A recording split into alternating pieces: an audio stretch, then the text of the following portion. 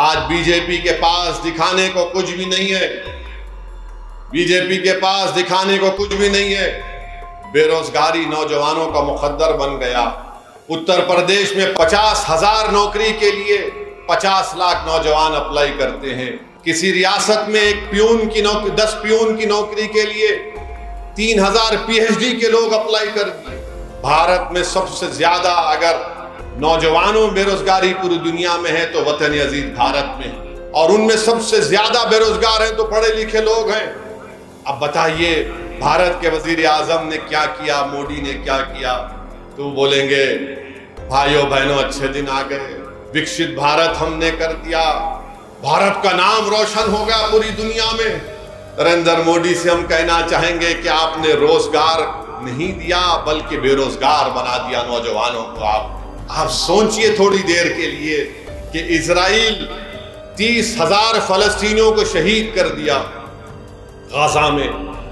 20 लाख की आबादी में 13 लाख बेघर हो गए लोग। उस 30,000 में 16,000 बच्चे मर गए। पीने का पानी नहीं है, खाने को खाना नहीं है, अस्पताल में दवाएं नहीं है।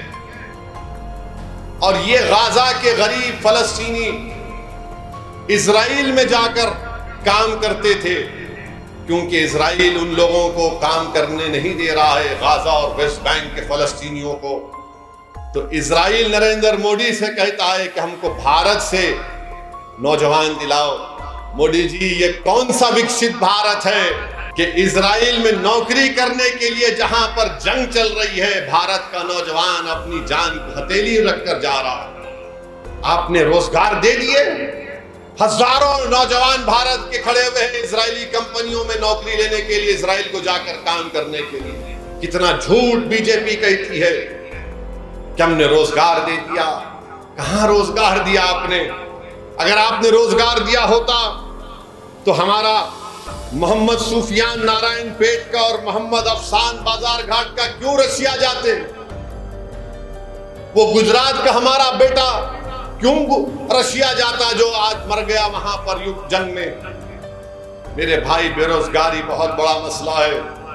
मैं भारत के नौजवानों से अपील कर रहा हूं कि सोचो, सोच समझ कर वोट डालो। याद रखो, अगर तुम बहकावों में आ जाओगे, जज्बात में आ जाओगे, तो 5 साल तुमको नौकरी नहीं मिली और 5 साल तुमको तकलीफ ना उठाना पड़े। हाँ, असदुद्दीन ओवैसी का नाम लेकर तुम्हारे दिल को तो खुश कर दिया जा सकता है, मगर तुम्हारे पेट को खुश नहीं किया जा सकता। ओवैसी की नफरत पैदा करके तुमको खुश तो किया जा सकता है, मगर तुम्हारे घर में चिराग नहीं जलेगा।